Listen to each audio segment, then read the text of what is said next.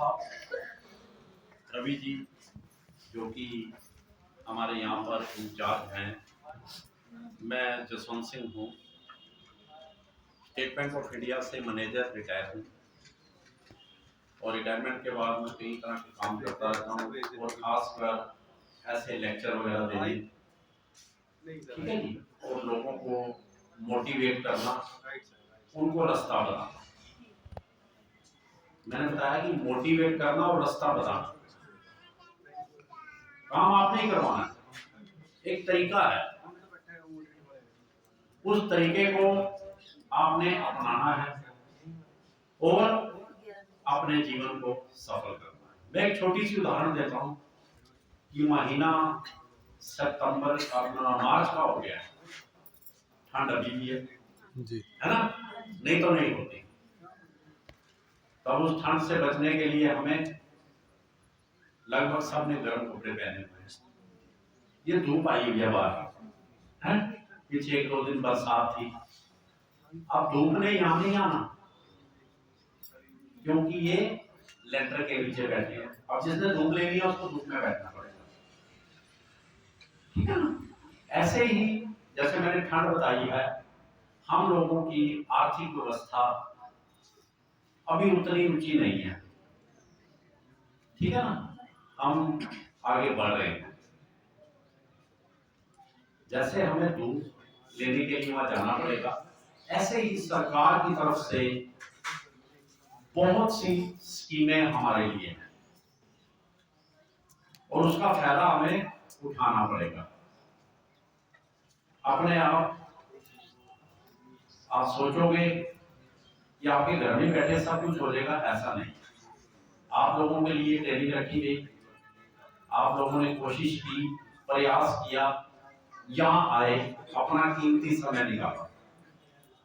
तो जब आप आ गए हो तो पूरी बात को ध्यान से सुनना, ठीक है जी। तो मैंने देखा है कि आज कोई बच्चा भी नहीं है, लगभग शायद एक आधा होगा, नहीं तो लेडीज ज्यादा हैं, माताएं हैं, उनको बच्चा कहीं बार लाना पड़ता था, तो नहीं है, तो उसमें हमारी थोड़ी शांति बन गई। तो बच्चा रो उन्हें लग जाता है, एक आधा बच्चा एक तो है, तो इतना चल जाता है, ठीक है ना।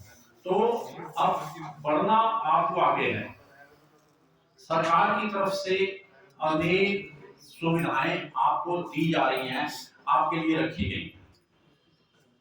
जो हमारे भारत का डाटा है, अभी पीछे ही पार्लियामेंट में हमारे वित्त मंत्री ने बताया कि हमारे 25 करोड़ देश के नागरिक उस गरीबी रेखा से ऊपर आ गए।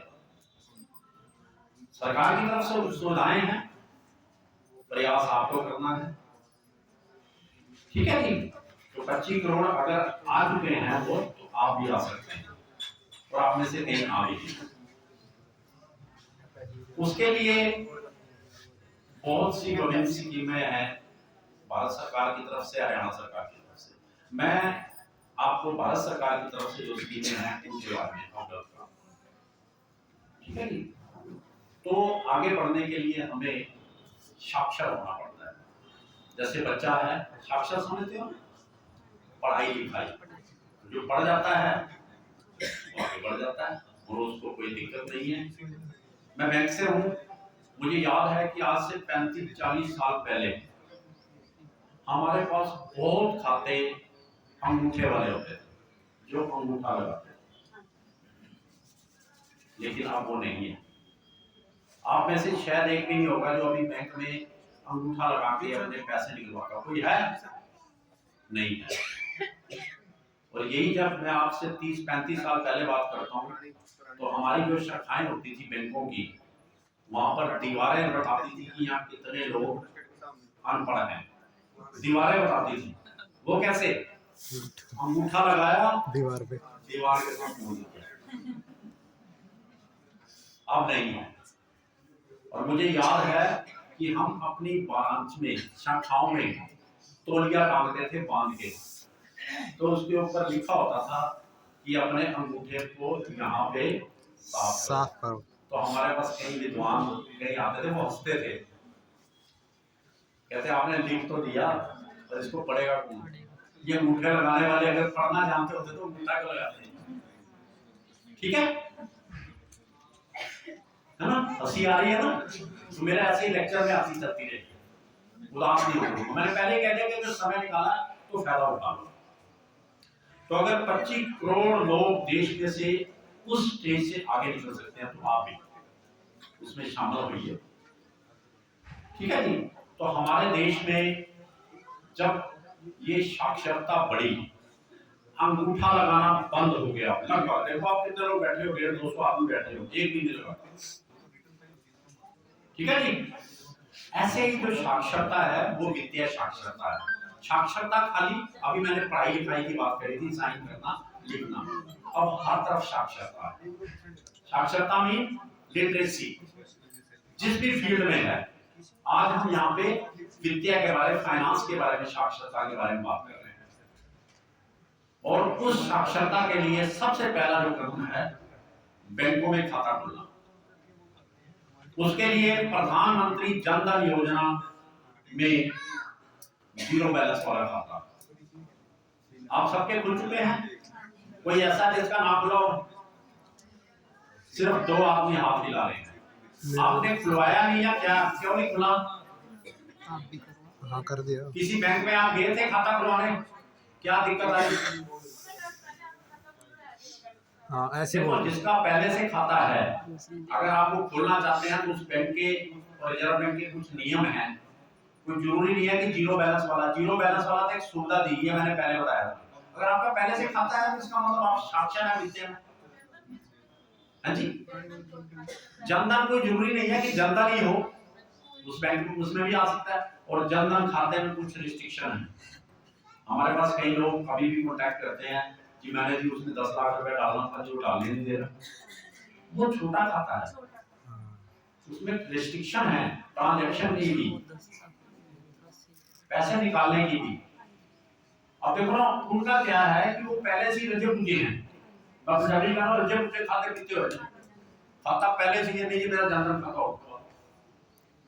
भाई जब खाता चल रहा है, आपके जनधन में से भी कईयों के कन्वर्ट होंगे दूसरे आम खातों में, जब आपका आगे बढ़ जाएंगे। हमारा यह बात हुई है, आप लोगों को बुलाया इसलिए गया कि आप आगे बढ़े, तो इसलिए आपका खाता बैंक में है, कोई ऐसी बात, ठीक है ना जी। तो हमारा मकसद है आगे बढ़ना।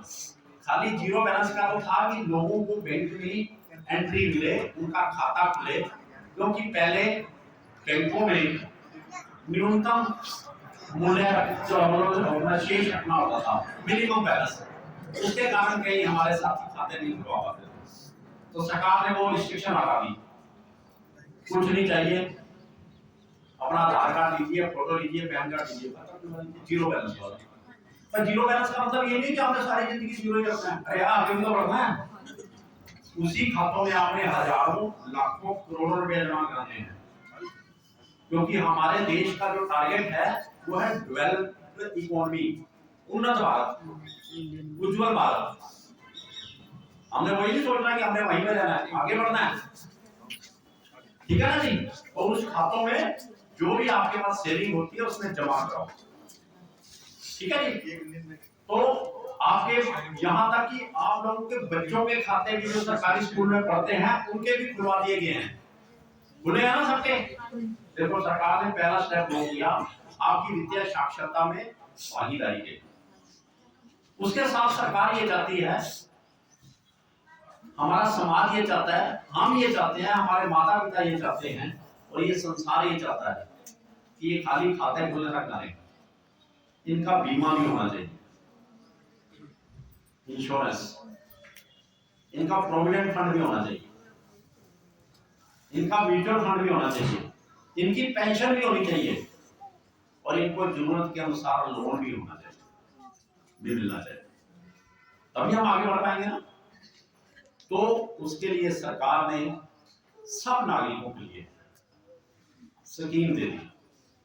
जैसे अभी ये बता रहे थे, बीमे के लिए, इंश्योरेंस के लिए प्रधानमंत्री सुरक्षा बीमा योजना दे दी, केवल 20 रुपए में। पहले 12 था।